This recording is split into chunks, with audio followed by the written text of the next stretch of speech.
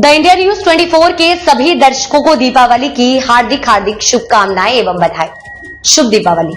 छतरपुर जिले के आदिवासी बाहुल्य ग्राम पटोरी में आयोजित छात्र छात्रा वनवासी जागरूकता अभियान के अंतर्गत एक सरकारी कार्यक्रम आयोजित किया गया था, जहां शासन द्वारा संचालित विभिन्न योजनाओं के स्टॉल लगाए गए थे और योजनाओं के बारे में बताया गया। वहीं इसी कार्यक्रम में हजारों आदिवासियों के बीच बागेश्वर धाम के पीठाधीश्वर वीरेंद्र कृष्ण शास्त्री भी पहुंचे थे, जहां उन्होंने गणेश पूजन कर कार्यक्रम की शुरुआत की और उनका स्वागत विधायक राजेश शुक्ला एवं आदिवासी समाज द्वारा किया गया, जहां उन्होंने लगभग 2 घंटे तक आदिवासी समुदाय एवं आमजनों को हिंदू संस्कृति और धर्म के बारे में समझाया और उपस्थिति जन समुदाय से धर्म से जुड़ी प्रश्नोत्तरी कर धार्मिक जवाब दिए और महिलाओं को नशे के खिलाफ एकजुट होकर विरोध करने नारायणी सेना बनाने की बात कही। इसके साथ ही इस आदिवासी समागम आए लोगों को यह भी बताया गया कि अगले माह में बागेश्वर धाम से ओरछा धाम तक हिंदू एकता के लिए पैदल यात्रा निकाली जा रही है, जिसका संदेश भी दिया गया। इसके बाद मीडिया कर्मियों से मुखातिब हुए और उन्होंने अपनी बात रखी। सुनिए क्या बोले बाबा बागेश्वर। इस कार्यक्रम उपरांत बागेश्वर बाबा आदिवासियों के घर पहुंचे और उनके साथ बैठक कर जलपान किया। हम पटोरी गांव आए हैं। छतरपुर जिले के विजार विधानसभा के अंतर्गत किशनगढ़ क्षेत्र का एक ऐसा स्थान है जहां पूर्ण रूप से साधन संसाधन नहीं पहुंच पाते हैं, क्योंकि पहाड़ है, दुर्गम रास्ता भी है। इसी बीच में अनेक गांव हैं। आदिवासी समाज के लोग यहाँ रहते हैं और उसमें ये गांव तो बहुत अच्छे तरीके से यहाँ पहुंचा जा सकता है। जहाँ हम बैठे पटोरी, पटोरी गांव मध्य प्रदेश का एक ऐसा गांव है कि आजादी के 1947 से आज तक जो हमको यहाँ के विधायक जी ने बताया, एक भी FIR थाने में दर्ज नहीं है। क्राइम लेस गांव है। उस गांव में समस्त लोग, सबसे बड़ी बात कि केवल आदिवासी समाज के लोग रहते, पर एक भी क्राइम नहीं है।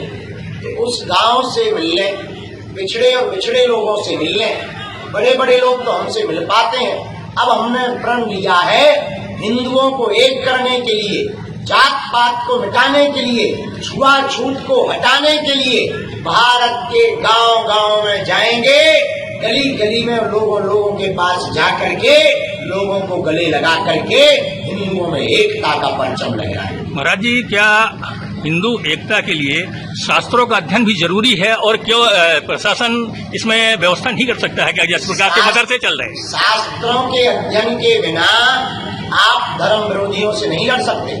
हमसे कोई पूछे कि आपके लिए लड़ने का बढ़िया हथियार क्या है, तो हम तो कहेंगे शिक्षा ही वो हथियार है जिससे बड़े बड़े दुश्मनों से लड़ा जा सकता है। जैसे मदरसे चल रहे हैं, अध्ययन बहुत जरूरी है।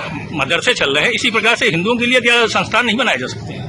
हम भारत सरकार और भारत के सभी मठ मंदिरों के मठाधीश आचार्य पुरोहितों से हम ये प्रार्थना करना चाह रहे हैं कि प्रत्येक बड़े बड़े मंदिरों के स्थान पर एक एक गुरुकुलम और एक एक गौशाला की अगर पद्धति प्रारंभ कर दें तो शिक्षा के द्वारा शास्त्र भी सुरक्षित रहेंगे, संस्कृति का भी प्रचार होगा और गौ माता भी सुरक्षित रहेगी।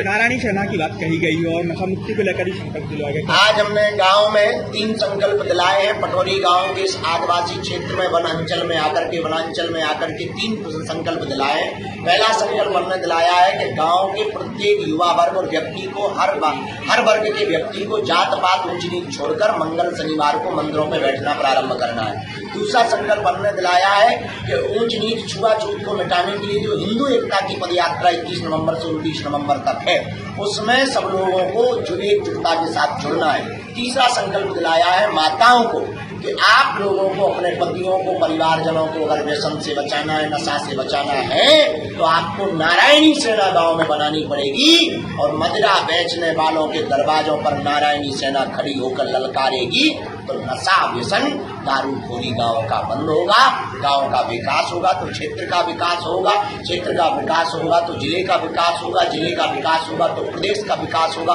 प्रदेश का विकास होगा तो देश का विकास होगा। धन्यवाद।